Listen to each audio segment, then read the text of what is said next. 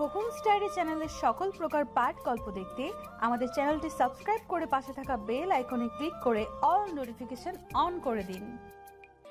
আমি ওনাকে বিদায় জানিয়ে চলে এলাম। আনিশা যাওয়ার পর আহান বিড়বিড় করে বলে উঠল, ভাগ্যিস আমি ওনাদের দেখে ফেলেছিলাম, তাই সিঁড়ির কাছে গিয়ে দাঁড়িয়েছিলাম, নয়তো আনিশা দেখে ফেলতো। এই বলে স্বস্তির নিঃশ্বাস ছাড়ে আয়াস। এভাবে কেটে যায় আরো একটা মাস।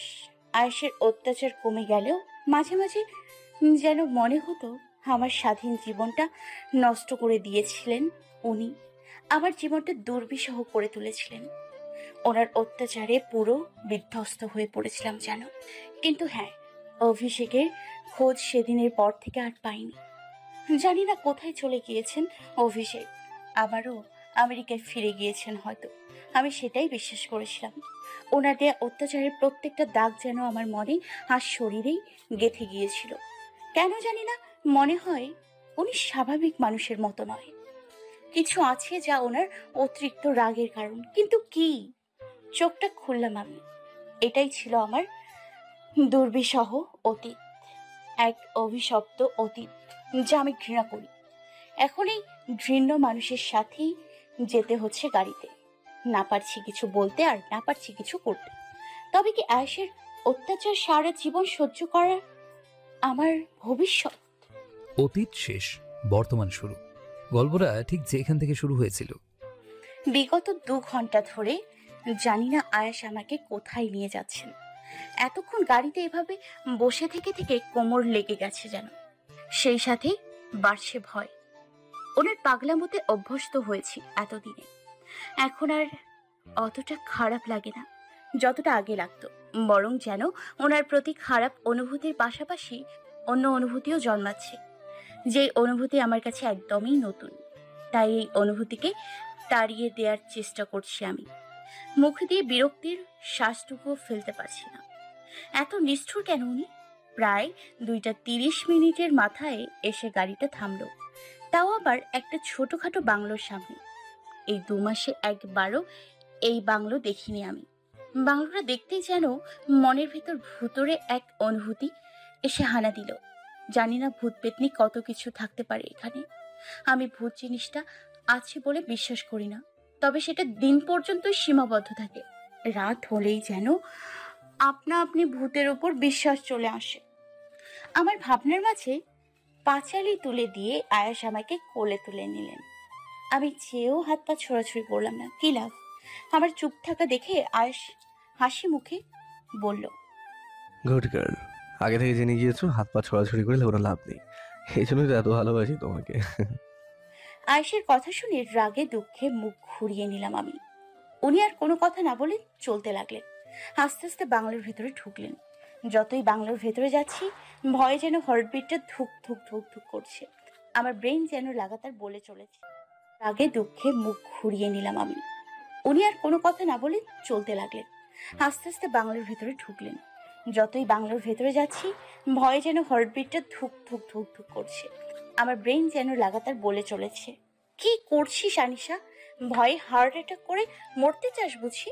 নাকি সাহস বেশি হয়ে গিয়েছে তোর? হ্যাঁ, আমার ব্রেনের কথায় যেন আমার মনটা ধমক দিয়ে বলল, তুই কি ভুলে গেলি এই মুহূর্তে তুই কার কোলে রয়েছিস?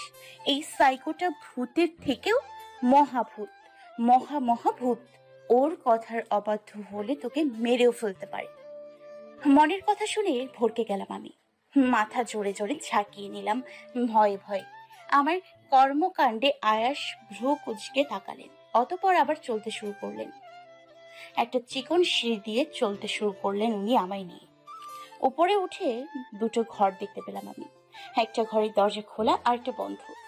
চারদিকে বেশ ধুলো ময়লা জমে রয়েছে। হয়তো অনেকদিন ধরে কেউ আসে না এখানে। মাথায় শুধু একটাই প্রশ্ন ঘুরপাক দিয়ে চলেছে, যে হঠাৎ আয়াস আমাকে এখানে আনলেন কেন? মেরে ফেলবে না তো আবার? ভয়ে শুকনো ঢোক গিলাম আমি। আয়াস খোলা দরজা দিয়ে ভেতরে প্রবেশ করলেন। ঘরের ভেতর দেখে গা ছমছম করতে লাগলো। এখানে সবকিছুতে রাজকীয় ভাব, কোনো আধুনিকতার ছোঁয়া নেই। যতটুকু আসবাবপত্র আছে সবই রাজকীয়ভাবে ডিজাইন করা। অবশ্য এখানে বেশি ময়লা পড়েনি, যেন কেউ মুছে দিয়েছে ময়লাগুলো। হয়তো আয়াসই হবেন। হঠাৎ বিছানার ওপর আমাকে ছুঁড়ে মারলেন আয়াস। কোমর যেন মরমর করে উঠল। ব্যথায় চোখ মুখ খিচে ফেললাম আমি। উনি আমার কাছে এসে চোখ মুখ লাল করে বসলেন। তারপর আমার হাতের বাঁধন খুলে দিয়ে মুখের ওপর থেকে টেপ সরিয়ে ফেললেন। সাথে সাথে কয়েকটা জোরে জোরে শ্বাস নিয়ে ফুপিয়ে কেঁদে দিয়ে বলে উঠলাম, আমি আমি বাড়ি যাব, প্লিজ যেতে দিন। উনি চোখ লাল করে আমার দিকে তাকিয়ে আমার গাল এক হাতে চেপে ধরে বললেন, আজ থেকে এটাই তোর কাছে বাড়ি। আর কোনো বাড়ি আছে তো সেটা ভুলে যাওয়াই তোর পক্ষে ভালো। বিয়ের ব্যবস্থা করবো কয়েকদিনের মাঝে, তারপর আমার বাড়িতে নিয়ে যাব বউ হিসেবে। তার আগে এটাই তোর বাড়ি। তোকে মানা করেছিলাম রাজশাহী যাওয়ার টিকিট বুকিং করবি না, হ্যাঁ? করবি ভালো কথা, আমাকে বলতে পারতিস, কিন্তু সেটাও করিসনি। পালিয়ে যেতে চেয়েছিস তুই, আর এটাই তার শাস্তি। আর ঘোরাক্ষরেও পালানোর চেষ্টা করবি না। এই বলে আমাকে ধাক্কা দিয়ে উঠে হন হন করে বেরিয়ে গেলেন আয়াস। আমি উঠে দৌড়ে ওনার পেছনের যাওয়ার আগেই উনি দরজা বন্ধ করে দিলেন। আমি দরজা টেনে খুলতে নিব তার আগে ওপাশ থেকে ছিটকানি লাগানোর শব্দ পেলাম। বুঝতে পারলাম আয়াস দরজা লাগিয়ে দিয়েছে।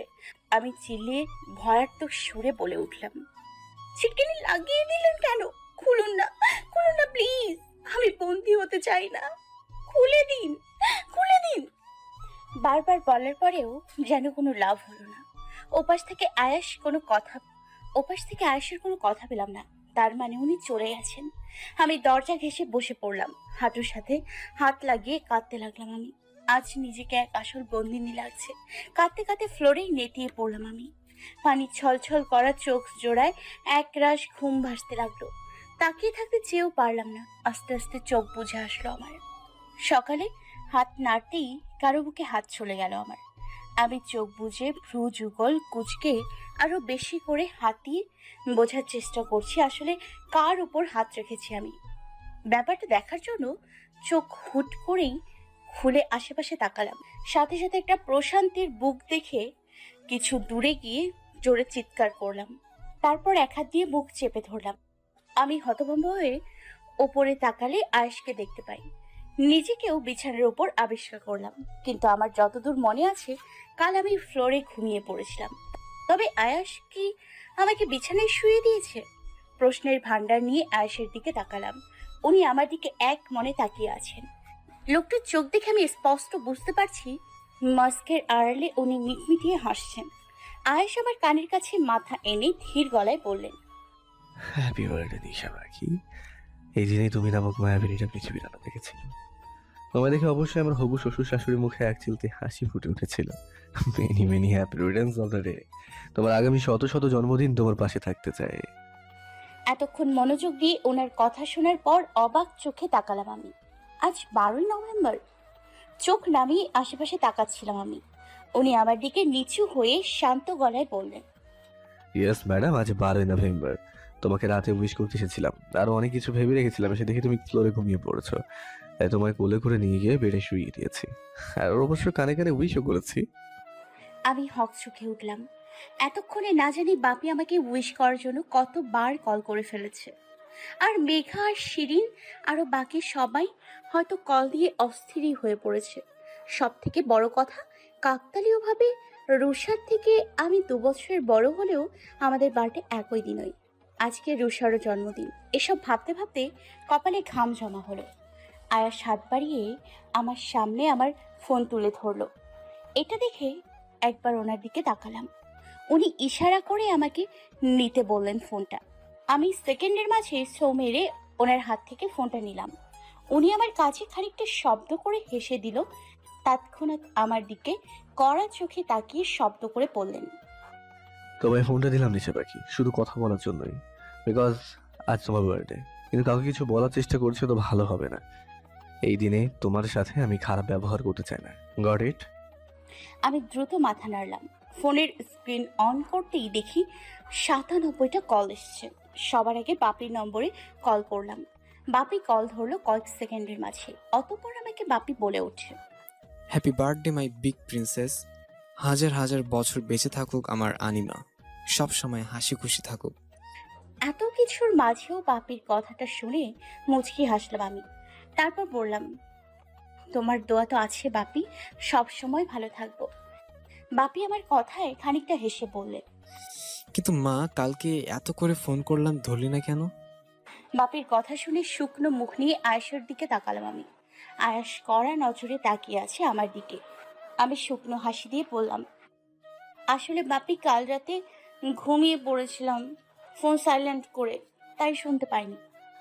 বাপি আমার কথায় যেন বিশ্বাস করলেন, আরো কয়েকটা কথা বললেন আমায়। বাপির কথা শেষ হতেই আম্মু ফোনটা নিয়ে আমায় উইশ করলো। হঠাৎই আম্মু বলে উঠল, কিন্তু আনিশা, তোর না বাড়িতে আসার কথা ছিল? তোর জন্মদিনের কত প্ল্যান করেছিলাম মা, কিন্তু তুই এলি না। রুষা মন খারাপ করে বসে আছে। আমি মুখটা মলিন করে বললাম, আসলে আম্মু যেতে পারবো না, কলেজ খোলা তো পড়াশোনার চাপ, যেতে পারবো না। আর পড়াশোনার চাপে যেতে পারিনি। আম্মুকে এই বলে কলটা কেটে দিলাম। আর কিছুক্ষণ কথা বললে হয়তো আম্মুকে আয়েশের কথা বলেই দিতাম। আয়েশ ভ্রু নাচিয়ে বললেন, আমার শালিকা রুষাকে কল দিয়ে শুভেচ্ছা জানাও, আর জিজ্ঞেস করো তোমার পাঠানো গিফটগুলো কেমন লেগেছে ওর। আমি চোখ গোল গোল করে তাকালাম আয়েশের দিকে। তারপর সরু গলায় বললাম, আমি কখন রুষাকে গিফট পাঠালাম? উনি কোনো কথা না বলে রুষার নম্বরে কল দিয়ে আমার হাতে ফোন ধরিয়ে কানে ধরতে বলল। ওপাশ থেকে একটা প্রাণবন্ত গলা ভেসে এলো, সাবিপু, হ্যাপি বার্থডে রে, আর থ্যাংক ইউ আমার জন্য এতগুলো গিফট পাঠানোর জন্য। রুষার কথা শুনে যেন আমি বোকা বনে গেলাম। গিফট কবে কখন পাঠালাম সেটা বোঝার চেষ্টা করছি। এরই মাঝে আয়েশ আমাকে ফিস করে বললেন, কথা বলো শালিকের সাথে। আমি গলা খাকারি দিয়ে রুষার উদ্দেশ্যে বললাম, কিরে তোর নাকি মন খারাপ ছিল, কিছুক্ষণ আগে শুনলাম আম্মুর কাছ থেকে, কিন্তু তোর গলা শুনে তো মোটেও মন খারাপ মনে হচ্ছে না। আদৌ তোর মন খারাপ ছিল কি? আরে মন খারাপ ছিল তো, হঠাৎই কলিং বেল বাজলো, গেলাম, এতগুলো গিফট পাইলাম, কার্ডে দেখলাম তোর নাম লেখা, সেটা দেখে এখন খুশিতে গুলুমুলু হয়ে নাচছি। আর অনির্বাণের সাথে ঝগড়া কর। শেষটুকু বলতে গিয়ে থেমে গেল রুষা। আমি কয়েক সেকেন্ড চুপ থেকে মেহেদি লাগাই বলে উঠলাম, অনির্বাণকে? আমার কথায় যেন ওপাশ থেকে চুপসে গেল রুষা। তারপর আমতা আমতা করে বলে উঠল, কেউ না, ওই আমার এক ফ্রেন্ড আর কি।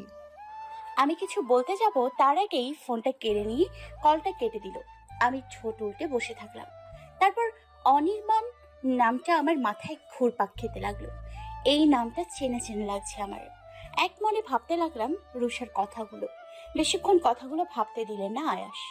আমার হাত ধরে হ্যাচকা টেনে বেডের উপর দাঁড় করালেন তিনি। আমি কিছু বলার আগেই উনি আমার ঠোঁটের উপর নিজের আঙুলটা রেখে আমায় চুপ করতে বললেন। আমার দুই হাত ধরে দূরে ঠেলে দিয়ে আবারও আমার এক হাতের আঙুল ধরে আমাকে ঘোরাতে থাকলেন। তারপর মিষ্টি সুরে বলে উঠলেন, কঠিন তোমাকে ছাড়া একদিন কাটানো এক রাত, মারাও দুহার হয়ে যাও আজ বাধাবিহীন। আমি ওনার দিকে চোখের পলক না ফেলে দাঁড়িয়ে আছি। উনিও আমার চোখে চোখ রেখে আমার কোমর চেপে গাইছেন, বলো কবিতা হয়ে চলো, বাগানে দাবানো জমানো হয়ে যেন ঠিকানাহীন। আমার কোমর ধরে ঘোরানো থামিয়ে আমার সামনে থাকা চুলগুলো হাত দিয়ে সরিয়ে দিলেন। চেয়েছি যতবারই হয়েছে ছাড়াছাড়ি, মরেছি ততবারই এসেছে বেদনা দিন। কঠিন তোমাকে ছাড়া একদিন। গাড়িতে বসে আছি শাড়ি নামক একটা অসহ্য জিনিস পরিধান করে। শাড়ি জিনিসটা বরাবরই সামলাতে পারি না আমি, কিন্তু আয়াস এক প্রকার রেগে মেগে এই হলুদ রঙের শাড়িটা পরতে বলেছে। আমি ভয়ে ভয়ে ওনার কথা শুনেছি। উনি যেভাবে সাজতে বলেছেন ঠিক সেভাবেই সেজেছি। আজ আয়াসও হলুদ রঙের একটা পাঞ্জাবি পরেছেন। ওনার এই অতি সুন্দর এবং ফর্সা গায়ের রঙে হলুদ পাঞ্জাবিটা নিপুণ ভাবে ফুটে উঠেছে। না চাইতেও চোখ জোড়া যেন আমার বিরুদ্ধে গিয়ে ওনাকে দেখছেন। মাস্ক থাকতেও বেশ বুঝতে পারছি উনি কতটা সুন্দর ব্যক্তি। কিন্তু আমার মাথায় এখনো এলো না যে ওনার মতো এত সুন্দর এবং বড়লোক ছেলে আমাকে ওনার অত্যাচারের শিকার কেন বানালেন। কেন আমি না চাইতেও ভালোবাসি ভালোবাসি বলে আমাকে তিক্ত করে তুলছেন। এর কি আদৌ কোনো কারণ আছে? হয়তো নেই। মেঘার মুখে একবার শুনেছিলাম ভালোবাসতে নাকি কোনো কারণ লাগে না, মুহূর্তের মাঝেই যে কাউকে ভালোবেসে ফেলা যায়। হয়তো আসলে মেঘার কথা সত্যি। অনেকক্ষণ ধরে বোঝার চেষ্টা করছি উনি যাচ্ছেনটা কোথায়। প্রায় 5 থেকে 6 বার প্রশ্ন করেছি আমরা কোথায় যাচ্ছি, কিন্তু বরাবরই উনি ধমক দিয়ে চুপ করিয়ে দিয়েছেন আমায়। তাই এখন আর প্রশ্নটা করতে সাহস পাচ্ছি না আমি। কিছুক্ষণের ভেতরেই একটা বড় সড়ো মেইন গেটের সামনে দাঁড় করালেন গাড়িটা। আমি জানালা দিয়ে বারবার দেখার চেষ্টা করছি আমায় কোথায় এনেছেন উনি। কয়েকবার হর্নের আওয়াজ করতেই মেইন দরজা খুলে দিলেন একজন। আয়েশ গাড়ির দরজা দিয়ে ঢুকতেই এক ব্যক্তি আয়েশকে সালাম দিলেন। আমি ভ্যাবলার মতো সব দেখছি, এছাড়া তো আর কোনো উপায় নেই আমার কাছে। ছোটখাটো একটা বাগানের সামনে এসে গাড়ি থামলো। আমাকে নামতে বলে আয়েশ নেমে গেলেন। আয়েশের গাড়ির পেছনে আরেকটা বড়সড় গাড়ি এসে দাঁড়ালো। আমি একবার গাড়ির দিকে তাকিয়ে বাগান এবং পুকুর থেকে কিছুটা দূরে দোতলা বিল্ডিং এর দিকে তাকালাম। ওপরে বড় সড়ো করে লেখা ছোটদের স্বপ্ন অনাথ আশ্রম। এই অনাথ আশ্রমটা দেখে সরু চোখে আয়েশের দিকে তাকালাম আমি। আয়েশ আমাকে ইশারা করে হাঁটতে বললেন। আমি যেতে শুরু করলে উনি হুট করে হাত ধরে বসেন। আমি পেছন ঘুরে ওনার দিকে তাকালে উনি আমার দিকে এগিয়ে আসে আর উনি পেছন ঘুরে কিছুটা জোরে সরে পেছনে থাকা বড় গাড়ির ড্রাইভারের উদ্দেশ্যে বলে ওঠেন, গাড়ি থেকে খাবার দাবার জামা কাপড় সহ চকলেট সব নামাও। আয়েশের কথা শুনে বুঝতে পারলাম উনি এত জিনিস হয়তো এখানকার অনাথ শিশুদের জন্য এনেছেন। এখন যেন মনে হচ্ছে লোকটাকে যত নির্দয় ভেবেছিলাম তত নির্দয় নয়। হয়তো ওনার এই শক্ত নিষ্ঠুর বদরাগী মনের পেছনেও কোনো কোমল হৃদয়ের ব্যক্তি লুকিয়ে আছেন। আমার হাতের সামনে চুটকি বাজাতেই আমি হকচকিয়ে আয়েশের দিকে তাকালাম। উনি নরম সুরে বলে উঠলেন, এই অনাথ আশ্রমটায় অনেক শিশু আছে। আমার কেনা আশ্রমটা, প্রতি মাসে আসি এখানে। আজ তোমার জন্মদিন, তাই ভাবলাম তোমায় নিয়ে আসি, তাহলে বাচ্চাগুলো খুশি হবে। তুমি আজকে ওদের নিজের হাতে খাবার করে দিতে পারবে? ওনার কথা অবাক হওয়ার সাথে ভালো লাগা কাজ করতে শুরু করলো। বাচ্চাগুলোর জন্য কত ভাবেন উনি। আমার অবাক চোখ জোড়া দেখে যেন আয়াস কিছুটা আন্দাজ করে হালকা হেসে আবারও মলিন কণ্ঠে বললেন, আসলে কি বলতো, ছোট থেকে মা বাবা থাকা সত্ত্বেও অনাথের মতো দাদিমার কাছে বড় হয়েছে তো, তাই তাই অনাথদের কষ্ট একটু হলেও বুঝি। এবার আয়েশের কথায় ভালো লাগার অনুভূতির মাঝখানে খারাপ লাগার অনুভূতি উকি দিয়ে উঠল। আমি গলা খাকারি দিয়ে বললাম, হ্যাঁ, আমি আজ বাচ্চাগুলোর সাথেই থাকতে চাই। ওদের সাথে বেশ আনন্দ হবে, কি বলুন? আমার কথা শুনে এবার হাসলেন আয়াস আর আমার হাত ধরে ভেতরে চলতে শুরু করলেন। এসবের মাঝে যে আমার পালিয়ে যাওয়ার ব্যাপারটা মাথা থেকে উধাও হয়ে গিয়েছে সেটাও নয়। আমি মুক্তি পেতে চাই আয়াসের থেকে, কিন্তু কোথাও একটা বাধা পড়ছে আমার এই ভাবনার মাঝে। যে কোনো সুযোগ পেলেই আমি পালিয়ে যাব, এটা ঠিক করে রেখেছি। এখন বরং বাচ্চাগুলোর সাথে পরিচয় হওয়া যাক। ক্ষতি কি ওদের সাথে পরিচয় হতে? দোতলা বিল্ডিং এর কাছে যেতে না যেতেই একজন অর্ধবয়স্ক মহিলাকে দেখা গেল। গাছের সযত্নে পানি দিয়ে চলেছেন উনি। আয়েশ ওনাকে দেখে হাসি মুখে আমাকে তার কাছে নিয়ে গেলেন। মহিলাটি কারোর উপস্থিতি পেয়ে হাত থেকে পানির মগটা রেখে পেছন ফিরে তাকালেন। তারপর আমাদের দেখে চশমাটা খুলে খানিকটা মুছে আবারও চোখে লাগালেন। তারপর হাত দিয়ে চেনার চেষ্টা করতেই আয়াস আমার হাত ছেড়ে ওনাকে গিয়ে আলতো করে জড়িয়ে ধরে বললেন, মিনিমা, আমাকে চিনতে পারছো না? আমি তোমার আশু। আয়েশের কথা শুনে হকচকিয়ে আয়েশের দিকে তাকালেন উনি। তারপর কাঁপা কাঁপা হাতে আয়েশের গলা ধরে হাসি মুখে বললেন, আশু, আমার আশু, কতদিন পরে এলি তুই। মিনিমাকে আর ভালোই বাসিস না তুই, আর তুই এই মাস্ক। বাকিটা বলার আগেই মিনিমাকে থামিয়ে দিলেন আয়াস। তারপর বললেন, সরি মিনিমা, আমি হসপিটালের কাজে ব্যস্ত ছিলাম, আর এইসব আমি তোমায় পরে সময় করে বলবো। এখন পরিচয় হও আনিশার সাথে। আনিশা, এখানে এসো একটু। কথাটা বলে আয়েশ ওনার হাত ধরে আমার কাছে নিয়ে এলেন। আমি মুচকি এসে তাকালাম। আয়েশ উজ্জ্বল চেহারা নিয়ে বলে উঠলেন, মিনিমা, এই হলো আনিশা। তোমাকে যার কথা বলেছিলাম না আমি, আর আনিশা ইনি মিনিমা। এই অনাথ আশ্রম দেখাশোনা করেন আর বাচ্চাদের দেখেন। আমি মিনিমাকে সালাম করলাম। উনি সালামের উত্তর নিয়ে আমার পাশে এসে দাঁড়ালেন। আমাকে এক হাত ধরে জড়িয়ে ধরে আরেক হাত থুতনিতে রেখে বললেন, বাহ, মাশাল্লাহ, তুমি সে মেয়ে যার প্রেমে আমার আশু হাবুডুবু খেয়ে আর উঠতেই পারছে না। বলতে হয় আমার আশুর পছন্দ আছে। মিষ্টি মেয়ে তুমি। আমাকে আশুর মতো মিনিমা বলেই ডাকবে, ঠিক আছে? আমি লজ্জামাখা হাসি দিয়ে মাথা নাড়িয়ে বললাম, জি মিনিমা। আমার কথায় আমার মাথার পেছনে ধরে নিচু করিয়ে কপালে চুমু দিলেন আর বললেন, কারণ নজর যেন না পড়ে তোমাদের উপর। আমি শুকনো হাসি দিলাম। মিনিমা কিছুটা জোরে চেঁচিয়ে বলে উঠলেন, তোরা কোথায় সবাই? দেখেছে সবাই কে এসেছে? তোদের বড় বাবু এসেছে। মিনিমার গলায় কোথা থেকে যেন অনেকগুলো বাচ্চা দৌড়ে বেরিয়ে এলো। সবাই এসে আয়েশকে ঘিরে ধরলো। আমি বাচ্চাদের কাণ্ড দেখে হাসছি কিছুটা দূরে দাঁড়িয়ে থেকে। হঠাৎ একটা 5-6 বছরের বাচ্চার চোখ পড়লো আমার উপর। আমি বাচ্চার দিকে তাকিয়ে হাত নাড়িয়ে হাসি দিলাম।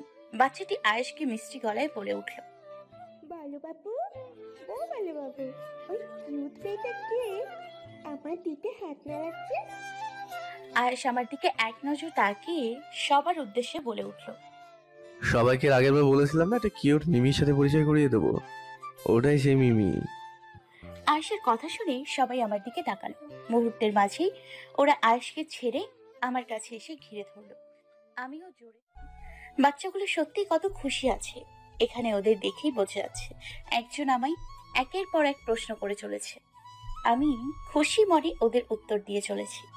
আয়েশের দিকে চোখ যেতেই দেখলাম উনি আমার দিকে এক নজরে তাকিয়ে আছেন। তৎক্ষণাৎ ওনার থেকে চোখ সরিয়ে নিলাম আমি। বাচ্চারা সবাই খেতে বসছে লাইন ধরে। ওদের মুখের খুশি যেন আর ধরে না। ওদের খুশি দেখে আমার মুখে খুশি আসছে না। কিছুক্ষণের মাঝেই যেন ওদের সাথে কতটা নিপুণভাবে মিশে গেছি আমি। বিরিয়ানির বাটিটা নিয়ে নিচু হয়ে বসলাম আমি। আস্তে আস্তে সবাইকে এক এক করে বিরিয়ানি বেড়ে দিতে শুরু করলাম। মিনিমা আমাকে এগিয়ে দিচ্ছেন নানা রকম মাংস আর সবজির বাটি। আমি সবাইকে বেড়ে দিয়ে চলেছি। হঠাৎই এত বাচ্চার মাঝে আয়েশের সামনে গিয়ে পড়লাম আমি। উনি প্লেট এগিয়ে দিয়ে সবার সাথে বাচ্চাদের মতো করে বসে আছে। ওনার চোখে চোখ আটকে গেল। কয়েক সেকেন্ড তাকিয়ে থেকেও বাচ্চাদের চিৎকারে চোখ সরিয়ে ফেললাম। উনি চোখ ছোট করে প্লেটের দিকে ইশারা করলেন। আমি তড়িঘড়ি করে ওনাকে বিরিয়ানি দিলাম।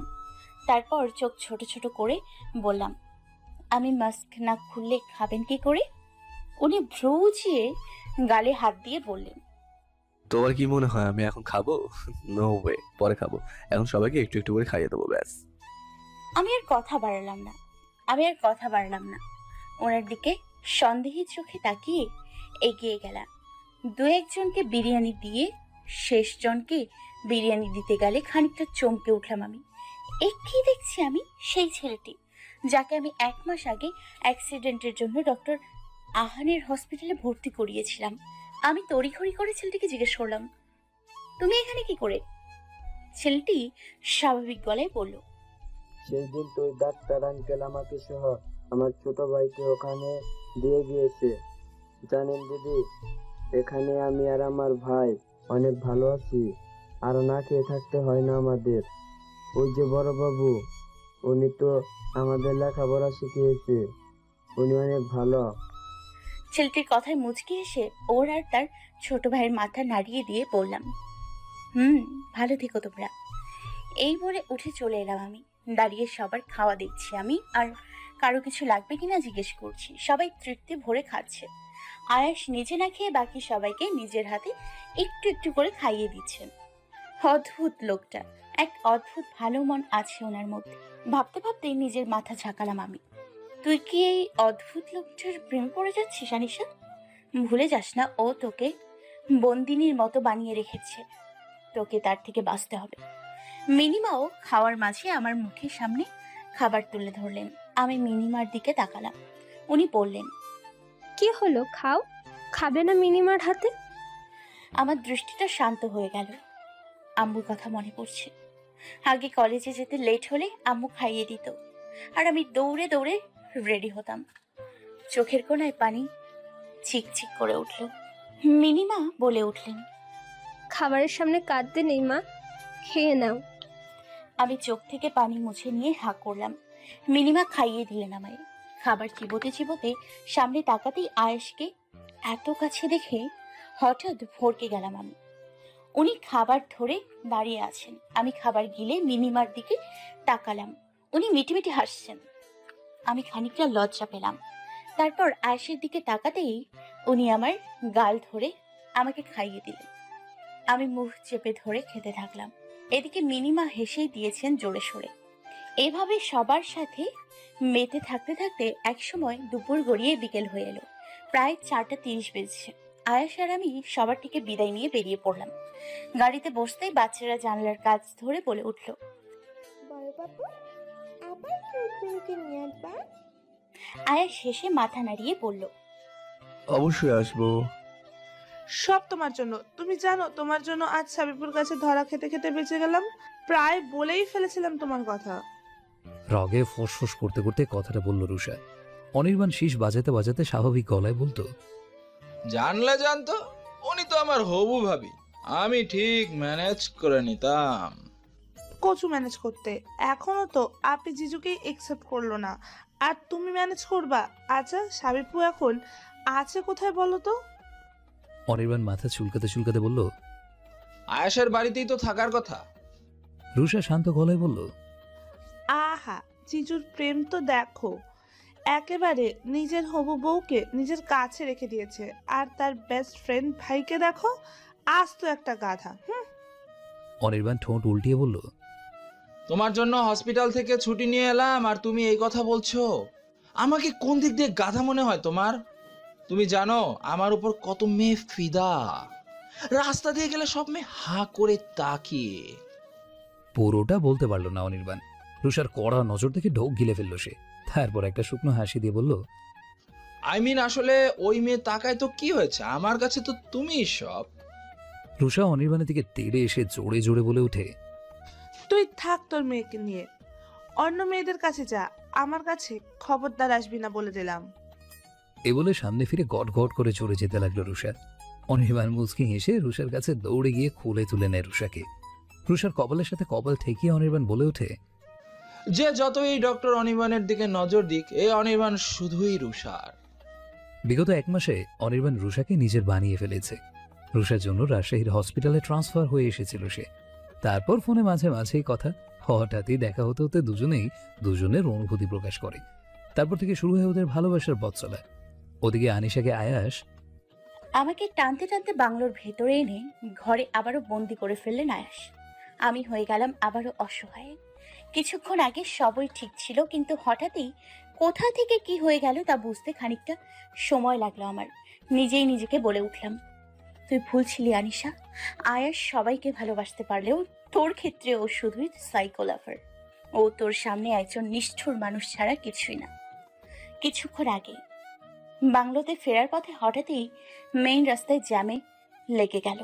আমি মেঘার সাথে কথা বলছিলাম। কিছুক্ষণ আগে মেঘার শিরিন দুজনেই আমায় কল করেছিল, তাই আয়াস আমাকে ফোনটা দিয়েছে। শিরিনের সাথে কিছুক্ষণ কথা বলে মেঘার সাথে কথা বলার সময় মেঘাকে বলে উঠলাম, মেঘা এখন রাখছি, বাইরের জ্যামে আটকা পড়েছি, পরে কথা হবে তোর সাথে, ঠিক আছে? মেঘা বাই বলে ফোনটা কেটে দিল। এসির ঠান্ডা হাওয়া সত্ত্বেও যেন মনটা আকুপাকু করছিল বাইরের প্রকৃতি হাওয়া গায়ে লাগানোর জন্য। তাই আয়েশের দিকে তাকালাম আমি। সাথে সাথে আয়েশ আমার দিকে তাকিয়ে বলে উঠলেন, কিছু বলবে? আমি মাথা নাড়িয়ে বললাম, জি আসলে আজ আমার জন্মদিনটা দারুণ কেটেছে আপনার জন্য, ধন্যবাদ। উনি আমার দিকে নজর সরিয়ে গম্ভীর গলায় বলে উঠলেন, ধন্যবাদ জিনিসটা আমি পছন্দ করি না, বিশেষ করে আমার কাছের লোকজনের থেকে। আমি যা করেছি আমি ভালোবাসার মানুষের জন্য করেছি। আর কিছু বলবে? আমি আমতা আমতা করে বললাম, গাড়ির জানালার কাজটা খুলে দেওয়া যাবে? আয়েশার কোনো কথা না বলে এসি অফ করে দিয়ে জানালার কাজ খুলে দিলেন। আমি জানালার দিকে এগিয়ে গেলাম, যেটা ছিল আমার সবচেয়ে বড় ভুল। আয়েশের গাড়ির পাশেই বাইকে দুজন বখাটে ছেলে বসেছিল। ওরা আমাকে দেখে একজন আরেকজনকে বাজে মন্তব্য করতে শুরু করলো। আমরা বসতে দেবো? মজা পাবে কিন্তু, ভেবে দেখো। ছেলেগুলোর কথায় জানলা ছেড়ে দূরে এসে গুটিসুটি মেরে বসলাম আমি। পাশে তাকাতেই আয়েশের রক্তবর্ণ চোখ জোড়া দেখে কলিজা শুকিয়ে আসে আমার। আয়েশ আমার থেকে চোখ সরিয়ে গাড়ির জানলার কাছ লাগিয়ে দিলেন। তারপর আমাকে শাসিয়ে বললেন, এখানে বসে থাকবে, আমি এক্ষুনি আসছি। এই বলে দ্রুত গাড়ি থেকে নেমে গেলেন আয়াস। আমি ভয়ে ভয়ে দেখার চেষ্টা করলাম উনি কোথায় গেলেন, কিন্তু দেখতে পেলাম না। মিনিট দুয়েক পরেই আবার এসে গাড়িতে বসলেন উনি। জাম্প ছাড়তেই ফুল স্পিডে গাড়ি চালাতে থাকলেন। ভয়ে গলা শুকিয়ে গেল আমার। কোনো গাড়ির তোয়াক্কা করছেন না তিনি, সজোরে ড্রাইভ করে চলেছেন। আমি ওনার দিকে তাকিয়ে মিনমিনে সুরে বললাম, এভাবে গাড়ি ড্রাইভ করলে তো অ্যাক্সিডেন্ট হয়ে যাবে, ধীরে করুন, ধীরে ড্রাইভ করুন না প্লিজ। আমার কথাই কোনো পাত্তা দিলেন না আয়াস, বরং যেন গাড়ির স্পিড আরো বেশি হয়ে গেল। ভয়ে চোখ মুখ বন্ধ করে কাঁপতে থাকলাম আমি। জানি না কখন কোন গাড়ির সাথে এই গাড়িটার অবস্থা চূর্ণ বিচ্ছিন্ন হয়ে যায়, তার সাথে আবারও ক্ষত বিক্ষত হয়ে রাস্তায় পড়ে থাকি। মিনিট পাঁচেকের মধ্যেই বেশ জোরে ব্রেক কষেন আয়াস। সাথে সাথে মাথাটা গাড়ির সাথে লাগতে লাগতে বেঁচে যায়। কারণটা হচ্ছে সিট বেল্ট। আয়াস সিট বেল্ট খুলে গাড়ি থেকে নেমে আমার কাছে এসে গাড়ির দরজা খুলে আমাকে টানতে টানতে নিয়ে যায় সেই পুরনো বাংলোতে। তখন থেকে প্রশ্ন করে চলেছি আমার দোষটা কি, কিন্তু উনি কোনো কথা না বলে দাঁতে দাঁত চেপে আমায় রুমে নিয়ে গিয়ে এক প্রকার ধাক্কা মেরে ফেলে দিলেন। উনি বাইরে যেতে নিলে আমি চিৎকার করে বলে উঠলাম, কি অপরাধ আমার? কেন আমাকে অমানুষের মতো টানতে টানতে নিয়ে এসে এখানে ফেললেন? আমি কি মানুষ নই? কি দোষ করেছি যার কারণে হঠাৎই আপনার এমন আচরণ দেখতে হচ্ছে আমাকে? আয়েশ আমার দিকে ঘুরে একটা ভ্রু উঁচিয়ে আঙুল তুলে দাঁতে দাঁত চেপে বলে উঠলেন, তুই জানলা খুলে দিতে চেয়েছিস, এটাই তোর দোষ।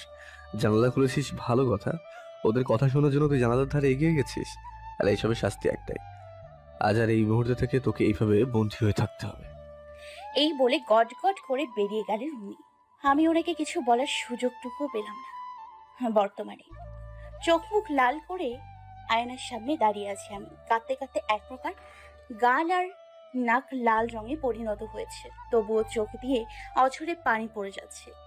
এদিকে এক গুচ্ছ রাগ, আরেক দিকে এক গুচ্ছ কষ্ট মিলে দুটো অনুভূতির এক মিশ্রণ তৈরি হয়েছে। এই অনুভূতি একদম বাজে। দাঁতে দাঁত চেপে হাতে থাকা সব কাচের চুড়ি দ্রুত খুলতে শুরু করলাম আমি। চুড়িগুলো খোলার সময় হাতের কাছে কয়েকটা চুড়ি ভেঙে টুকরো টুকরো হয়ে গেল। তাতে কিছু যায় আসে না আমার। চুড়িগুলো খুলে একদিকে ছুঁড়ে মারলাম আমি। ফ্লোরে পড়তেই চুড়ি ভাঙার এক অদ্ভুত ঝুনঝুন শব্দ হলো। চোখে থাকা গাঢ় কাজলের আবরণ অনেক আগেই গালের সাথে লেপটে গিয়েছে। একটা জিনিস বড়ই ভাবাচ্ছে আমাকে। আজ থেকে 1 মাস আগে যেই ছেলেটিকে আমি ডক্টর আহারের হসপিটালে পাঠিয়েছিলাম, সেই ছেলে কি করে আয়েশের অনাথ আশ্রমে গেল? ডক্টর আহান কি কোনোভাবে আয়েশকে চেনেন, নাকি এসব কিছু কাকতালীয়? কোথাও গিয়ে ব্যাপারটা কাকতালীয় মনে হচ্ছে না আমার। যেন মনটা বলছে এসবের পেছনে কোনো সম্পর্ক রয়েছে, যা আমি জানি না, যা আমার থেকে লুকোনো হয়। কিন্তু কি আয়েশ কি কিছু লুকোচ্ছে আমার থেকে? আয়না থেকে চোখ সরিয়ে আশেপাশে তাকালাম আমি। এটা কেমন ঘর যেখানে একটা জানালা পর্যন্ত নেই? ঘরে তৈরি হয়েছে একদম বন্ধ করা পরিবেশ। আয়েশ আমাকে এমন জায়গায় এনে রেখেছেন যেখানে পালানোর জন্য জানালা পর্যন্ত নেই। ভাবতেই চোখের কোণে আবারও পানি দেখা গেল। সেখানে আস্তে আস্তে বসে পড়লাম আমি হাঁটু গেড়ে। চিৎকার করে বলতে শুরু করলাম, চাই না, চাই না এই অভিশপ্ত ভালোবাসা, চাই না বন্দী হয়ে থাকতে। বাপি কোথায় তুমি? প্লিজ তোমার মেয়েকে নিয়ে যাও। তোমার আনি মাঝে আর এই যন্ত্রণা সহ্য করতে পারছি না বাপি। রাত 3:24। এক পুরনো গ্যারেজে বাঁধা আছে দুটো ছেলে। মুখ বাঁধা থাকার কারণে চেঁচাতেও ব্যর্থ হচ্ছে তারা। তাদের সামনে দুটো লম্বা চড়া করে লোক দাঁড়িয়ে আছে। পরনে তাদের ব্ল্যাক স্যুট আর ব্ল্যাক প্যান্ট। বারবার ঘড়ি দেখে একে অপরের দিকে তাকাচ্ছে ওরা। মাঝে মাঝে দু একটা কথাবার্তা বলছে। স্যার বলেছে তো ওদের আমরা নিয়ে এসেছি। বলছি তো, এতক্ষণ স্যার এসে যাওয়ার কথা। তবে আসছে না কেন? 3:30 তো বেজে চললো, আর এই দুটো বাধা থাকা সত্ত্বেও প্রচন্ড জ্বালিয়ে চলছে। পরের জন আর কিচ্ছু না বলে সামনে দরজা দিকে তাকিয়ে থাকলো। হালকা আলোতে হঠাৎই একটা অবয়ব ফুটে উঠল। কালো হুডি পরে প্যান্টের পকেটে হাত দিয়ে একজন মানুষ প্রবেশ করলো। স্যুট পরা দুজন লোক মাথা নিচু করলো। হুডি পরা লোকটা এক পা দুপা করে এগিয়ে এসে ভারী গলায় বলে উঠল, কোথায় ওরা? স্যুট পরা দুজন লোক সরে গিয়ে পেছন দিকে ইশারা করলো। হুডি পরা লোকটা বাঁকা হেসে নিজের হুডির টুপি এক হাত দিয়ে খুলে ফেলল। তারপর মাথা নাড়িয়ে চুলগুলো এলোমেলো করে নিল। অতঃপর ভ্রু নাচিয়ে হাত নাড়িয়ে ছেলে দুটোর মুখের বাঁধন খুলে দিতে বলল। ওদের মুখের বাঁধন খুলে দিতে দুজনেই গর্জে উঠে বলল। দুটো ছেলের কথা শুনে হুডি পড়া লোকটা শুধু হাসলো। তারপর দাঁতে দাঁত চেপে বলল, কাল লাশ পড়বে সেটা তো একটু পরেই দেখা যাবে। লোকটি বাঁকা হেসে বলল, হায় হাস, হায় হাস ভাই হায়। তোমরা দুজন লাইট অন করো, ওদের দেখতে দাও কে ওদের এইভাবে বেঁধে রেখেছে। একজন বডিগার্ড মাথা ঝাঁকিয়ে সুইচ বোর্ডের কাছে গিয়ে একটা সুইচ দিতে আলো জল জল করে উঠল। বেঁধে পড়ে থাকা ছেলে দুটো আয়েশকে দেখে যেন থতমত খেয়ে গেল। সাদা মাস্ক আর সেই নীল বর্ণের চোখ। একজন তো বলেই বসলো, তুই বিকালে তুই না আমাদের ওয়ার্নিং দিয়ে দিলি? আয়াস রহস্যময় হেসে শান্ত গলায় বলে উঠল, আমি যে তোদের ওয়ার্ন করে গিয়েছিল, শুধু তাই নয়, তোদের বাইকের নাম্বারটাও নিয়ে গিয়েছিলাম। দেখ তোদের বাইক তোদের কত বড় ক্ষতি করে দিল। তোর বাইকের নাম্বারের জন্য বাঁচতে পারলি না। So sir. দ্বিতীয় ছেলেটি চিৎকার দিয়ে বলে উঠল, ছেড়ে দে আমাদের। আয়াস চোখ গরম করে হুঙ্কার দিয়ে বলে উঠল, ছেড়ে দেবো? তোদের একটা একটা করে হাড় ভেঙে তবেই ছাড়বো আমি। আমার মায়াবিনীকে খারাপ মন্তব্য করেছিস তাই না? আবার কলিজায় হাত দেওয়ার চেষ্টা করেছিস। এর শাস্তি তোদের পেটেই হবে। আরে তোমরা সব হাঁ করে কি দেখছো? কি ওদের উল্টো করে ঝুলিয়ে বাঁধো। বডিগার্ডরা তাড়াহুড়ো করে ছেলেগুলোকে তুলে উল্টো করে ঝুলিয়ে দিল। আয়েশের হাতে একজন ভারী লাঠি ধরিয়ে দিল। লাঠিটা লাল ও গরম হয়ে গিয়েছে। লাঠি আগুনে পুড়ে নেওয়া হয়েছে প্রথমে। আয়েশ ভয়ঙ্কর হাসি দিয়ে বলে, এই লাঠির প্রত্যেকটা ঘাত ওদের মনে করিয়ে দেবে এই তিনটার কথা। আজ থেকে আর কোনো দিন কোনো মেয়ের দিকে চোখ তুলেও তাকানোর ভুল করবি না। কথাটা বলে আয়েশ একে একে লাঠি দিয়ে সব জোরে মারতে শুরু করলো ছেলে দুটোকে। প্রত্যেকটা লাঠির বাড়িতে ওদের চিৎকার যেন পুরো গ্যারেজ কাঁপিয়ে তুলছে। কিন্তু দুঃখের বিষয়, ওদের চিৎকার শোনার মতো কেউ নেই। অবশেষে ক্লান্ত হয়ে আয়েশ হাতের লাঠিটা ফেলে দিল। হাতের পিঠ দিয়ে নিজের কপালের ঘাম মুছল। ছেলে দুটো চিৎকার করতে করতে অজ্ঞান প্রায়। তবুও ওরা বিড়বিড় করে আকুতি মিনতি করছে। একজন বডিগার্ড কাঁপতে বলল, স্যার স্যার স্যার হয়ে গিয়েছে। আয়াস কয়েক সেকেন্ড ভেবে বলল, না, এমন ব্যবস্থা করবো যাতে কোনোদিন কোনো মেয়ের দিকে এই শয়তানগুলো তাকাতে না পারে। এদের জন্য মেয়েদের নিরাপত্তা নেই। যদি কোনো মেয়ের সম্মতিতে এইসব নোংরামি করতো কিছুই বলতাম না, কিন্তু এরা মানুষই নয়। আমার হসপিটালে পাঠিয়ে দাও ওদের। ওখানে তো ওদের অন্ধ মানুষ আসে। এদের দুই জোড়া চোখ না হয় অন্ধ মানুষদের কাজে আসুক। অন্ধ হয়ে থাকবে এখন থেকে এটা সারা জীবন। আয়েশার কথা শুনে বডিগার্ড দুজন দ্রুত মাথা নাড়ালো। আয়েশার কিচ্ছু না বলে হুডির টুপি মাথায় দিয়ে নিয়ে এক পা দুপা করে চলে গেল। চোখে ঘুম নেই আমার, মাথায় শুধু একটাই চিন্তা ঘুরছে, আমি থাকতে পারবো না এই সাইকোর সাথে। পালাতে হবে আমায়, সেটা যে করেই হোক। সারা রাত পালানোর পথ খুঁজেও ব্যর্থ আমি। অবশেষে ক্লান্ত হয়ে বেড আর একটা আলমারির মাঝে দেয়ালের সাথে মাথা লাগিয়ে বসে আছি আমি। রাগের বশে হঠাৎই আলমারিতে ধাক্কা মেরে বসি আমি। আমার ধাক্কাতে যেন আলমারিটা পড়ে যেতে লাগলো।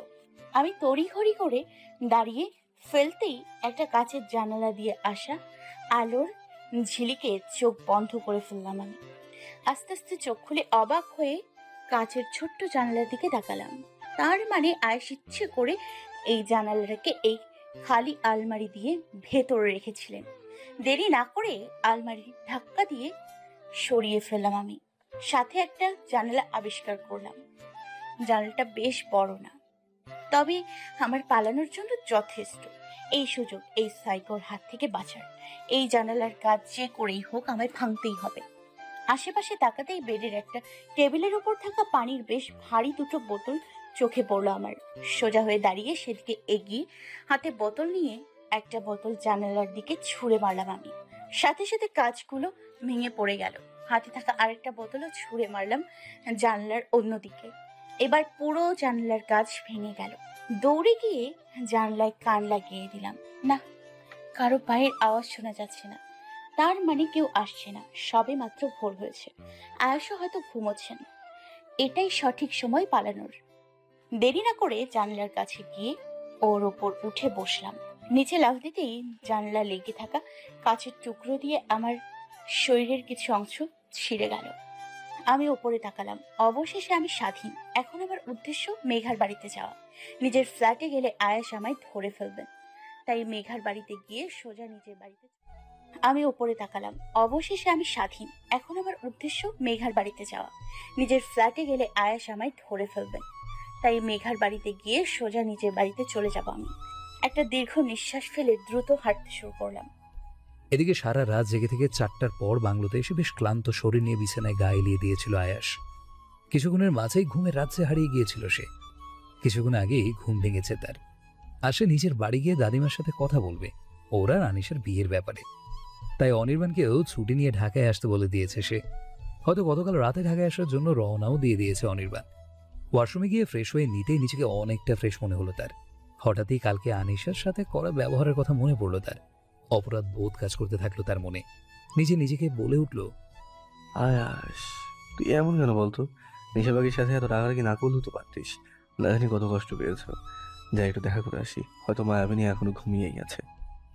মুচকি হেসে তার ভালোবাসার মানুষটাকে দেখার উদ্দেশ্যে ঘর থেকে বেরিয়ে পড়ে আয়াস।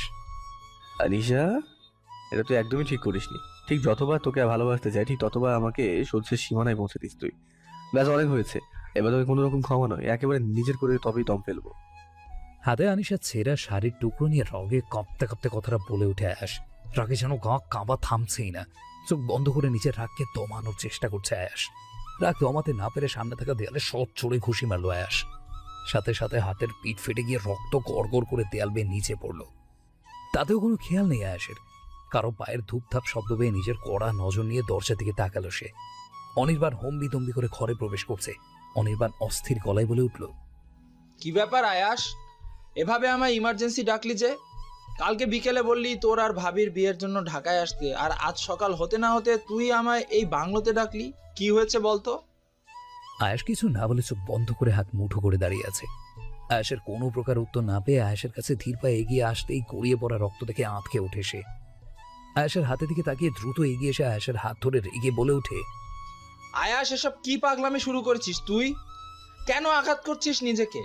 কি হয়েছে? কি কারণে তোর চোখে মুখে রাগের চিহ্ন দেখতে পাচ্ছি আমি? আয়াস চোখ মুখ শক্ত করে হাত ঝাটকা দিয়ে ছাড়িয়ে নিয়ে সামনে থাকা চেয়ারে শক্ত করে ধরে বলে ওঠে, পালিয়ে গেছে সে, পালিয়ে গেছে আনিশা। ওর সাহস দেখে তো হতবাক। কতক্ষণ পালিয়ে থাকবে আমার থেকে? আমি ওকে ঠিকই খুঁজে বের করবো। আয়াসের কথায় অনির্বাণ একটা দীর্ঘ নিঃশ্বাস ফেলে আয়াসের হাত ধরে টেনে নিয়ে এসে আয়াসের রক্তমাখা হাতটায় পানি দিয়ে ধুয়ে হাতে একটা রুমাল পেঁচিয়ে দেয়। অতঃপর গটমট করে হেঁটে বেরিয়ে যেতে থাকে আয়াস। অনির্বাণ আয়াসের উদ্দেশ্যে শান্ত গলায় বলে ওঠে, দাঁড়া আয়াস, কোথায় যাচ্ছিস? কোথায় আবার? খুঁজতে যাচ্ছি তাকে। কি ভেবেছে কি পালিয়ে পার পাবে? কখনো না। ওকে আমি পার পেতে দেবো না। শুধু একবার ওকে পাই, কি করে ওর কর্মের শাস্তি দিতে হয় সেটা দেখতে পাবে। এবার এমন শাস্তি পাবে না ও, জীবনে কখনো আমার কাছ থেকে পালিয়ে যাওয়ার কথাও ভাববে না। বাকিটা বলার আগে আয়াসের বাম গালে সব আটে একটা চড় পড়ল। গালে হাত দিয়ে সোজা হয়ে অবাক চোখে অনির্বাণের দিকে তাকালো আয়াস। অবিশ্বাস্য কণ্ঠে সে বলে উঠল, তুই আমাকে মারলি অনি? অনির্বাণ অন্যদিকে তাকিয়ে কড়া গলায় বলে উঠল, হ্যাঁ হ্যাঁ মারলাম, মারতে বাধ্য হলাম। আমি জানি আমি তোর থেকে ছোট, তবু আজ ছোট হয়ে তোর গায়ে হাত তুললাম। আমি এক বন্ধু হয়ে তোকে মারলাম আজ, কারণ আজ তোর নিজের রাগ আর জেদের কারণে আনিশাকে হারাতে বসেছিস। ভাবতে পারছিস তোর ভালোবাসা তোর থেকে পালিয়ে বেড়াচ্ছে? ও কেন তোর থেকে পালিয়ে বেড়াচ্ছে জানিস? ও ভয় পায় তোকে আর তোর এই বদরাগকে, তোর দেওয়া শাস্তিকে। ভালোবাসা এভাবে হয় না আয়াস। তুই সবসময় অধিকার খাটাতে চাইলেই ভালোবাসা হয় না। আজ যে ও পালিয়ে গেছে সেটার জন্য ও নয়, তুই নিজে দায়ী। রুষাকে দেখেছিস? তুই তো এতদিন হয়ে গেল আনিশাকে মানানোর চেষ্টা করছিস, কিন্তু পেরেছিস? বাট দেখ, আমি তো প্রায় 1.5 মাসে রুষার সাথে ভালোবাসার সম্পর্ক তৈরি করে ফেলেছি। তো ভালোবাসা এমনই হয়, ভালোবাসা দিয়ে ভালোবাসা তৈরি করে নিতে হয়, অত্যাচার দিয়ে নয়। তুই তো সবসময় তোর ইচ্ছে আনিশার উপর চাপিয়ে দিয়েছিস। কখনো জানতে চেয়েছিস ওর ইচ্ছে কি, ভালো লাগা কি? চাসনি। তুই যদি এমনটাই করতে থাকিস, তোর নিশা পাখি একদিন তোর থেকে চিরতরে হারিয়ে যাবে। মিলিয়ে নিস আমার কথা। কথাগুলো বলে অনির্বাণ একটা ছোট করে শ্বাস ফেলে গটগট করে বেরিয়ে গেল ঘর থেকে। আয়াস অনির্বাণের কাছ থেকে সবটা শুনে স্তব্ধ পুতুলে নেয় দাঁড়িয়ে আছে। ওর চোখে ফুটে উঠেছে তার নিশা পাখিকে হারিয়ে ফেলার ভয়। হাত জোড়া কাঁপছে তার। হুট করেই হাঁটু গেড়ে থপ করে বসে পড়ে সে। মুখের মাস্কটা টেনে খুলে একপাশে ফেলে দেয় আয়াস। 2 হাত ছড়িয়ে চিৎকার করে বলে ওঠে, সত্যি কি তোমায় ভালোবাসতে পারি না বিনিশা পাখি? আমি কি তবে তোমার যোগ্য নই? হারিয়ে যাবে তুমি আমার থেকে। কথাটা শেষ হতে বাচ্চাদের মতো হু হু করে কেঁদে দেয় আয়াস। আচ্ছা, এত রাগি বদমেজাজি ও শক্ত মানুষটাও তার ভালোবাসাকে হারানোর ভয়ে কাঁদছে। অন্যদিকে বিগত 1 ঘন্টা ধরে চলন্ত ট্রেনে বসে থেকে নখ কামড়াচ্ছি আমি। মাথায় ঘুরছে নানা রকমের চিন্তা ভাবনা। মেঘাকে বলে এমার্জেন্সি ট্রেনের টিকিট কেটে এই মুহূর্তে রাজশাহীর উদ্দেশ্যে রওনা করেছি আমি। বাড়িতে গেলেই যে আমি আয়াসের থেকে মুক্তি পাবো সেটা নয়, আমার মাথায় চলছে অন্যরকম একটা চিন্তা। মুখ বেঁকিয়ে কিছুক্ষণ ভেবে আমার ডান হাতে থাকা একটা খামের দিকে তাকালাম। চোখ ছোট ছোট করে খামটা খুলে ভেতরে থাকা সাদা কাগজটা বের করে ভাঁজ খুলে দেখতে শুরু করলাম। এই হচ্ছে টিসি। হ্যাঁ, কলেজ থেকে বিদায় নিয়েছি আমি। অনেক কষ্টে মেঘাকে সাথে করে নিয়ে কলেজে থেকে খুব তাড়াহুড়ো করে টিসি বের করেছি। অনেক অত্যাচার সহ্য করেছি, আর বিন্দু মাত্র সহ্য করার ক্ষমতা নেই আমার। এই 2 মাসে আমার ভেতরে থাকা হাসি খুশি মেয়েটাকে যেন মেরে ফেলেছেন উনি। এভাবে বন্দি আর মর্মর অবস্থা নিয়ে বাঁচতে চাই না আমি। আয়েশের কথা ভাবতে ভ্রু কুঁচকে এলো আমার। আচ্ছা, উনি এখন ঠিক কি করছেন? রাগে কি জিনিসপত্র ভাঙতে শুরু করেছেন, নাকি বারবার আমাকে কল দিয়ে চলেছেন? কল দিয়ে লাভ নেই অবশ্য, কেননা আগের সিম ফেলে দিয়ে নতুন সিম লাগিয়ে নিয়েছি, যেটা মেঘা ছাড়া আর কারোর কাছেই নেই। আমার ভাবনার ছাদ কাটিয়ে ফোনের রিংটনটা যেন লাগাতার বেজে উঠল। বিরক্তির দৃষ্টিতে ফোনের দিকে তাকালাম আমি। একটা আননোন নাম্বার দেখে চোখ জোড়া ভীরু হয়ে এলো। ফোনটা হাতে ধরতে ধরতে কেটে গেল। আমি একটা শ্বাস নিলাম। কেমন জানি ভয় ভয় করছে আমার। বারবার মনে হচ্ছে এটা আয়েশের নম্বর। আবার রিংটোন বেজে ওঠায় হক চুকিয়ে গেলাম। ফোনটা পড়ে যেতে নিলে ধরে ফেললাম। ফোনটা নিয়ে আশেপাশে তাকালাম আমি। ট্রেনে থাকা আশেপাশের কিছু মানুষ আমার দিকে বাঁকা চোখে তাকিয়ে আছে। আমি গলা খাকারি দিয়ে সাহস নিয়ে এবার কলটা রিসিভ করে ফেললাম। ওপাশ থেকে মেয়ালি গলা শুনে খানিকটা শান্ত হয়ে নড়চড়ে বসলাম। তারপর আনমনেই বলে উঠলাম, আসসালামু আলাইকুম, কে আপনি? ওপাশ থেকে সালামটুকু নিয়ে একটা ঝাঁঝালো গলা শুনে বুঝলাম এটা শিরিন। আনিশার বাচ্চা, এই তো ঢাকা থেকে কেবল শুনলাম বিদায় নিলি, আর এক্ষুনি ভুলে গেলি। শিরিনের কথা শুনে নিজের মাথায় একটা গাঁটটি মেরে নরম সুরে বললাম, তেমন কিছু না, কিন্তু আমি আনিশা বলছি, আমার বাচ্চা কাচ্চা হয়নি এখনো। বিয়ে না হতেই আবার বেবি প্ল্যানিং করে ফেলেছিস না? সিরিয়াসলি আনু, তুই টিসি নিয়ে চলে গেলে অথচ একবারও জানলাম না। ভাগ্যিস মেঘা বলল, আর ওর কাছ থেকে নাম্বার নিয়ে তোকে কল করলাম, নয়তো কিছু জানতামই না। ওপাশ থেকে শিরিনের অবিশ্বাস্য গলায় কথাগুলো শুনে মিনমিনে আওয়াজে বলে উঠলাম, না শিরু, আমার আসার ইচ্ছে ছিল না, কিন্তু আমার পরিস্থিতি তো তুই জানিস। ওই আয়াস। শিরিন কড়া গলায় বলল, ও আবার কি কিছু করেছে? আমি সরু গলায় বলে উঠলাম, না। তোর প্ল্যানিং কি বলতো? আই মিন, তুই কি করতে চাইছিস? রাজশাহী ভর্তি হবি? আমি রুচিয়ে গালে হাত দিয়ে বললাম, না, আমার প্ল্যানিংটা এই মুহূর্তে অনেক বড় সড়ো, বুঝলি? আমি এখন রাখছি, ট্রেনে আছি, টাটা। শিরিনের কোনো প্রকার কথা না শুনে কলটা কেটে দিয়ে আবারও ভাবনায় ডুব দিলাম আমি। বিকেল প্রায় 4টা বাজছে। ট্রেন থেকে নামার জন্য মানুষটা হুড়মুড়িয়ে পড়ছে। আমি বসে আছি, কখন ভিড় ফাঁকা হবে আর আমি নামবো। খানিকক্ষণ বাদে ভিড় কমে এলো। ধীরে ধীরে আমিও নেমে পড়লাম ট্রেন থেকে। স্টেশন থেকে বেরিয়ে একটা সিএনজি ধরে সোজা বাড়ির পথে এগোলাম আমি। চেয়ারে মাথা নিচু করে বসে আছি। আম্মু চোখ গরম করে তাকিয়ে আছেন আর বিড়বিড় করছেন। বাপি আমার সামনে চেয়ারে ভাবান্তক হয়ে বসে আছেন। রুষা এক পাশে আমার দিকে এক নজরে তাকিয়ে আছে। আম্মু এবার না পেরে বাপির উদ্দেশ্যে বলে উঠল, দেখেছো তো মেয়েকে মাথায় তুলে কত বড় ভুল করেছো? অভিষেক কত ভালো ছেলে ছিল, তাকে কিনা পছন্দই হয়নি। তোমার আশকারাতেই মেয়েটা ড্যাং ড্যাং করে চলে গেল ঢাকায়, আর এখন হাতে টিসি ধরে বসে অন্য এক আবদার করছে। কথাটা বলে মুখ বেঁকিয়ে ফেলল আম্মু। আম্মুর কথায় বাপি বিরক্ত হয়ে বললেন, আহ শিফা, থামো। আম্মু না থেমে গড়গড় করে বলল, হ্যাঁ, আমাকেই তো থামতে বলবে, তোমার মেয়েকে তো কিছুই বলবে না। উঠতে উঠতে যেন উড়নচণ্ডী হয়েছে। আম্মুর কথায় বাপি আর কোনো উত্তর না দিয়ে আমার দিকে এক নজর তাকিয়ে শান্ত গলায় বলে উঠল, তুই কি সত্যি আমেরিকায় পড়ার জন্য যেতে চাস আনিমা? বাপির কথায় ঢোক গিলে আমি শুকনো গলায় বললাম, হ্যাঁ বাপি, আমি পড়াশোনা শেষ করতে চাই ওখানে। বাপি আমার কথায় একটা দীর্ঘ নিঃশ্বাস ফেলে হালকা হেসে বললেন, এটা ভালো কথা, তবে তুমি কি একা থাকতে পারবে ওখানে? ভেবে বলো মা। আমি দ্রুত গলায় বলে উঠলাম, বাপি, আমি মানিয়ে নিতে পারবো। তোমার সাথে তো এয়ারপোর্টে থাকা আঙ্কেলের সাথে পরিচয় আছে, তাই না? তুমি কাল সকালে টিকিট বুকিং করিয়ে দিতে পারবে প্লিজ? আমার আর বাপির কথাবার্তা শুনে যেন আম্মু তেড়ে এলো, ধমকের সুরে বলল, বলছি মেয়ের মাথা তো গেছে, এখন মেয়ের কথায় নাচতে শুরু করেছো? এখন কি মেয়ের কথায় ওকে বিলেত পাঠানোর ব্যবস্থা শুরু করেছো? বোধ বুদ্ধি কি সব গেছে নাকি তোমার? বাপি আম্মুর দিকে তাকিয়ে ভ্রু কুচকে বলল, উফ শেফা, আমাদের মেয়ে নিজের মতো বড় হতে চায়, এতে ক্ষতি কি বুঝছি না আমি। গর্ব করা উচিত আমাদের। আর তুমি কি মেয়েটাকে সহ আমাকেও কথা শুনিয়ে দিচ্ছ? আম্মু কড়া গলায় বলল, যা ইচ্ছে করো বাবা মেয়ে মিলে, যখন মেয়ে উড়ে বিদেশে অন্য কারো হাত ধরে চলে যাবে তখন বুঝবে। কথাটা বলে গটগট করে ঘরের ভেতর চলে গেল আম্মু। বাপি আমার দিকে আশ্বস্ত দৃষ্টিতে তাকিয়ে বলল, দেখ মা, তুমি আর রুষা দুজনেই আমাদের আদরের মেয়ে। তোমাদের উপর আমার অনেক ভরসা আর বিশ্বাস আছে বলেই তোমরা যা করো তাতে আমি কোনো বাধা দিই না। তোমার আমেরিকা যাওয়ার ইচ্ছাও আমি অপূর্ণ রাখবো না। কাল সকালের ফ্লাইটে তুমি আমেরিকায় যাচ্ছ, কিন্তু একটা কথা, তোমার প্রতি আমার বিশ্বাস যেন এমনই থাকে, কখনো যেন বিশ্বাস ভেঙে না যায়। এই বলে উঠে দাঁড়িয়ে আমার মাথায় হাত বুলিয়ে দিল বাপি। আমি উঠে দাঁড়িয়ে বাপিকে জড়িয়ে ধরলাম। চোখ থেকে লাগাতার পানি গড়িয়ে পড়ল। কাপা কাপা সুরে পড়লাম, তোমার বিশ্বাস কখনো ভাঙবো না বাপি, কথা দিলাম তোমায়।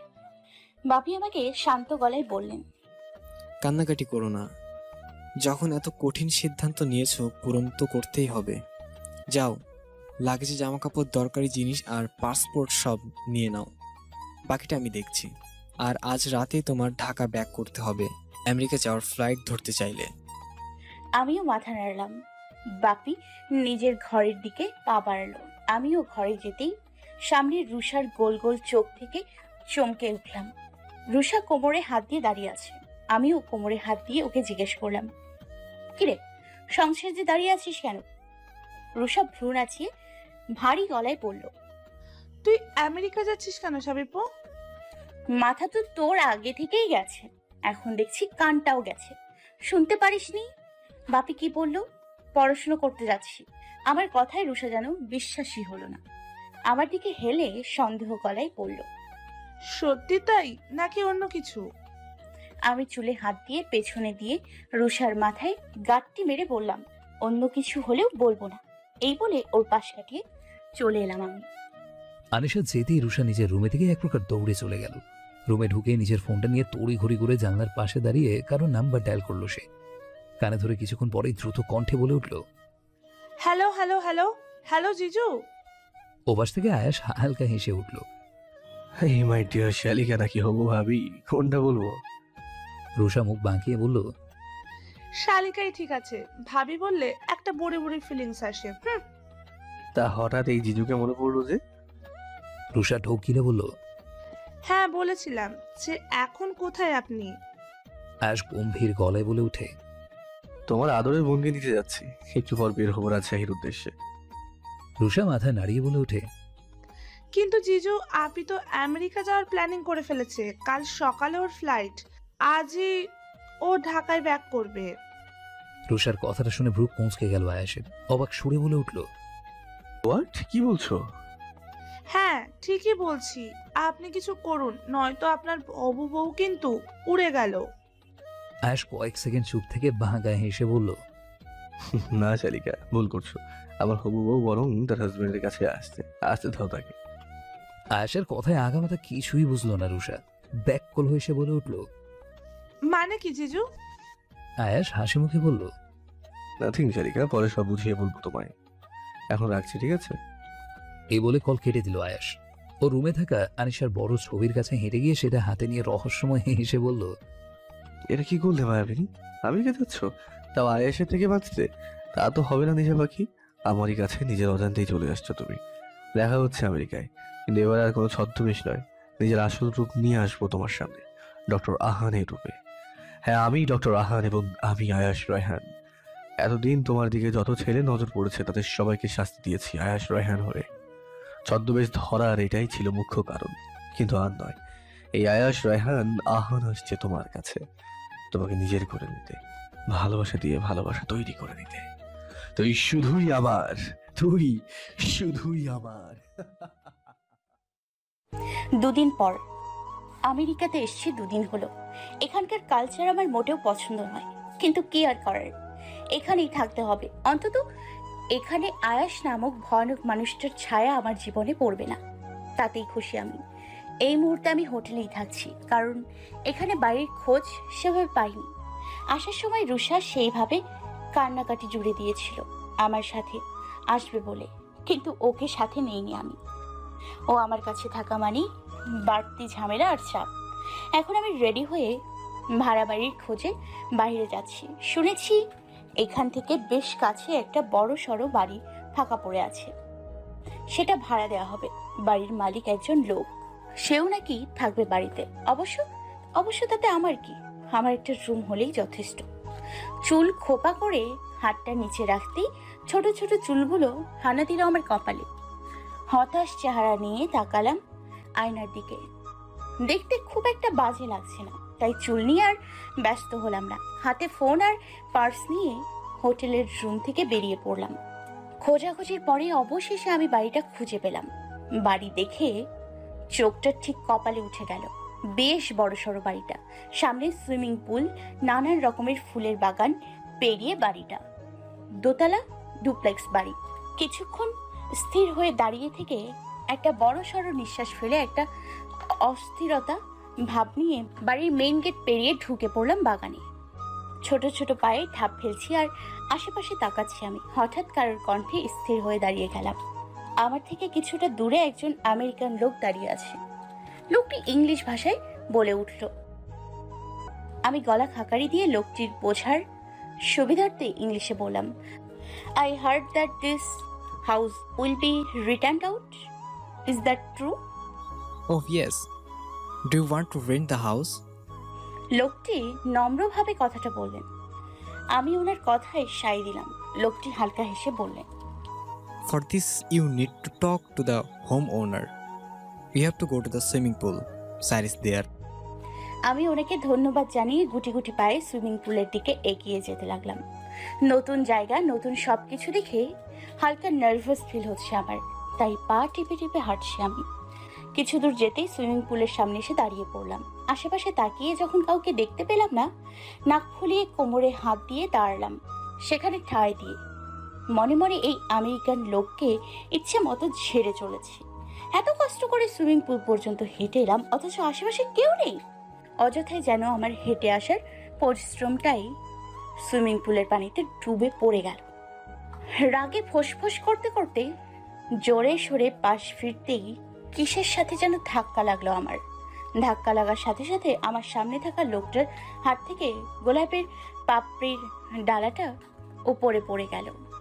আমি আর সামনে থাকা অর্ধবয়স্ক লোক দুজনেই হাঁ হয়ে উপরের দিকে চেয়ে রইলাম। পাপড়িগুলো সব এসে সুইমিং পুলের পানিতে সহ আমার উপরে ঝরঝর করে পড়তে লাগলো। বিষয়টা বুঝতে আমি কিছুক্ষণ উপরের দিকে তাকিয়ে থাকলাম। পাপড়ির ডালা সোজা এসে লোকটার মাথার উপর পড়লো। লোকটির দিকে তাকিয়ে একটা শুকনো ঢোক গিললাম। উনি মাথা থেকে ডালা নামিয়ে আমার দিকে কড়া নজরে তাকালেন। আমি মুখটা প্রসারিত করে অনুনয়ের সুরে বললাম, সরি, আসলে আমি খেয়াল করিনি। হুট করে পাশ ফিরলাম আর আপনি ওখানে দাঁড়িয়েছিলেন। I am really sorry. কথাগুলো বলতে বলতে পেছনে তাকালাম আমি। আমার পেছনে যে একটা সুইমিং পুল আছে সেটা আমি কয়েক সেকেন্ডের জন্য পুরোপুরি ভুলে গেলাম।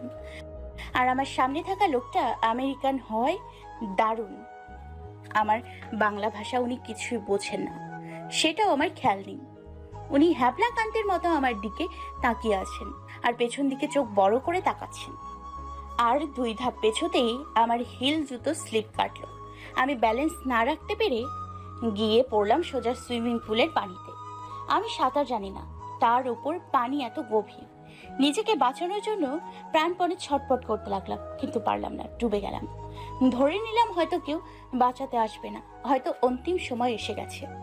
কিন্তু আমায় অবাক করে দিয়ে কেউ পানির ভেতরে সাঁতার কেটে এসে আমার হাত ধরে টান দিলেন, আমাকে কোলে নিয়ে উপর দিকে উঠে গেলেন।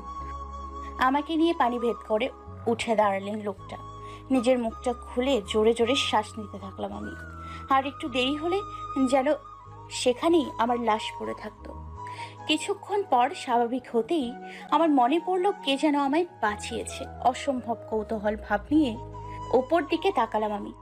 সাথে সাথে অবাকের চরম সীমায় পৌঁছে গেলাম। চোখ জোড়া গোল গোল করে অবিশ্বাস্য গলায় বলে উঠলাম, আপনি? আমার কথা জবাব না দিয়ে উল্টো প্রশ্ন আমার দিকে ছুঁড়ে মারলেন লোকটি। সিরিয়াসলি মিস আনিশা, আগে তো সব জায়গায় আপনাকে দেখতাম, আজকাল সুইমিং পুলেও দেখতে পাচ্ছি। ইন্টারেস্টিং ব্যাপার স্যাপার। তো আগে উপরে উঠি। লোকটার কেউ নয়, ডক্টর আহান।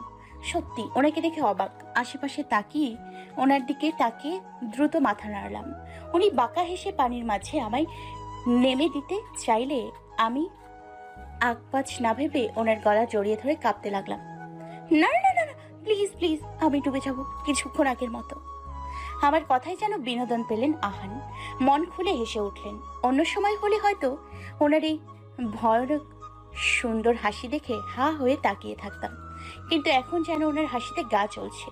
মুখ ফুলিয়ে বাঁকা চোখে তাকালাম আহানের দিকে। উনি এখনো মিটমিট করে হাসছে। আমার বাঁকা তাকানো দেখে উনি বললেন, এভাবে তাকাবেন না প্লিজ, আমি দুর্বল হার্টের রোগী। আচ্ছা, পানি